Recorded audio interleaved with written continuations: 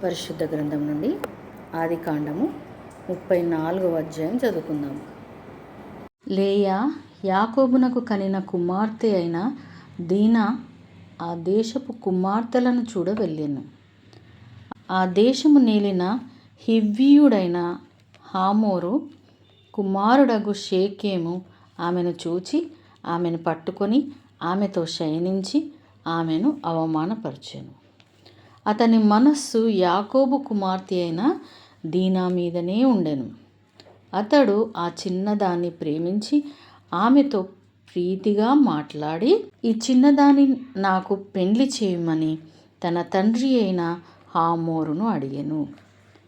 తన కుమార్తెను అతడు చెరిపెనని యాకోబు విని తన కుమారులు పశువులతో పొలములలో నుండినందున వారు వచ్చు వరకు ఊరకుండెను. షేకెము తండ్రియగు హామోరు యాకోబుతో మాట్లాడుటకు అతని యొద్దకు వచ్చెను. యాకోబు కుమారులు ఆ సంగతి విని పొలములో నుండి వచ్చిరి. అతడు యాకోబు కుమార్తెతో శయనించి ఇజ్రాయేలు జనంలో అవమానకరమైన కార్యం చేసెను. అది చేయరాని పని గనక ఆ మనుష్యులు సంతాపము పొందిరి. వారికి మిగుల కోపమొచ్చెను. అప్పుడు హామోరు వారితో, షేకెము అను నా కుమారుని మనస్సు మీ కుమార్తె మీదనే ఉన్నది. దయచేసి ఆమెను అతనికిచ్చి పెండ్లి చేయుడి. మీ పిల్లలను మాకిచ్చి మా పిల్లలను మీరు పుచ్చుకొని మాతో వియ్యముంది మా మధ్య నివసించుడి. ఈ దేశం మీ ఎదుట ఉన్నది. ఇందులో మీరు నివసించి వ్యాపారం చేసి ఆస్తి సంపాదించుకొనుడని చెప్పెను. మరియు షేకెము, మీ కటాక్షము నా మీద రానియుడి. మీరేం అడుగుదురో అది ఇచ్చేదను. ఓలియు కట్నమును ఎంతైనను అడుగుడి, మీరు అడిగినంత ఇచ్చేదను. మీరు ఆ చిన్నదాన్ని నాకు ఇయ్యుడని ఆమె తండ్రితోనూ ఆమె సహోదరులతోనూ చెప్పెను. అయితే తమ సహోదరి అయిన దీనాను అతడు చెరిపినందున యాకోబు కుమారులు షేకెముతోనూ అతని తండ్రి అయిన హామోరుతోనూ కపటముగా ఉత్తరమిచ్చి అనినదేమనగా, మేము ఈ కార్యము చేయలేము. సున్నతి చేయించుకొనని వానికి మా సహోదరుని ఇయ్యలేము. అది మాకు అవమానమగును. మీలో ప్రతి పురుషుడు సున్నతి పొంది మా వలె నుండిన ఎడల సరి. ఆ పక్షమందు మీ మాట కొప్పుకొని మా పిల్లలను మీకిచ్చి మీ పిల్లలను మేము పుచ్చుకొని మీ మధ్య నివసించెదము.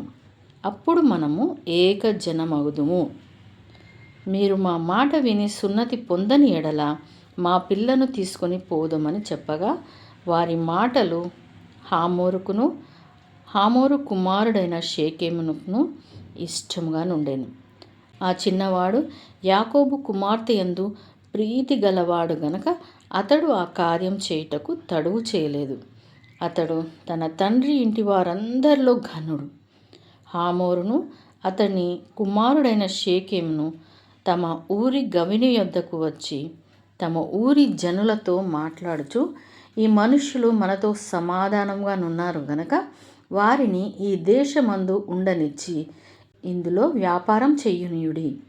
ఈ భూమి వారికిని చాలినంత విశాలమై ఉన్నది కదా. మనము వారి పిల్లలను పెండ్లి చేసుకొని మన పిల్లలను వారికి ఇత్తము. అయితే ఒకటి, ఆ మనుష్యులు సున్నతి పొందునట్లు మనలో ప్రతి పురుషుడు సున్నతి పొందిన ఎడలనే మన మాటకు వారు ఒప్పుకొని మనలో నివసించి ఏకజనముగా నుందురు. వారి మందలు, వారి ఆస్తి, వారి పశువులన్నీ మనవగును కదా. ఎట్లైనను మనం వారి మాటకు ఒప్పుకొందము.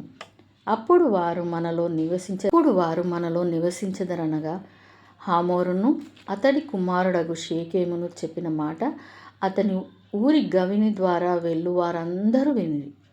అప్పుడు అతని ఊరి గవిని ద్వారా వెళ్ళువారిలో ప్రతి పురుషుడు సున్నతి పొందెను.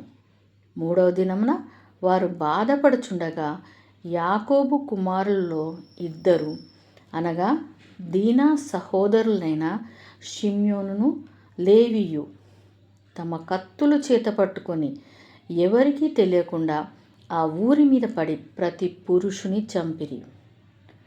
వారు హామోరును అతడి కుమారుడైన షేకెమును కత్తివాత చంపి షేకెము ఇంట నుండి దీనాను తీసుకొని వెళ్ళిపోయిరి. తమ సహోదరుని చెరిపినందున యాకోబు కుమారులు చంపబడిన వారు ఉన్న చోటికి వచ్చి ఆ ఊరు దోచుకొని వారి గొర్రెలను, పశువులను, గాడిదలను, ఊరిలోనిదేమి పొలంలోనిదేమి వారి ధనము యావత్తును తీసుకొని వారి పిల్లలనందరినీ వారి స్త్రీలను చెరపట్టి ఇండ్లలోనున్నదంతయు దోచుకునిరి. అప్పుడు యాకోబు షిమ్యోనును లేవీని చూచి, మీరు నన్ను బాధ పెట్టి ఈ దేశ నివాసులైన కనానీయులలోను పెరిజ్జీయులలోను అసహ్యునిగా చేసితిరి. నా జనసంఖ్య కొంచెమే, వారు నా మీదికి గుంపుగా వచ్చి నన్ను చంపెదరు. నేనును నా ఇంటి వారును నాశనమగుదుమని చెప్పాను. అందుకు వారు వేశ్య ఎడల జరిగించినట్లు మా సహోదరి ఎడల ప్రవర్తింపవచ్చునా? దేవుడు తన పరిశుద్ధ వాక్యమును మన వినికిడిలో ఫలింపచేయునుగాక. ఆమెన్.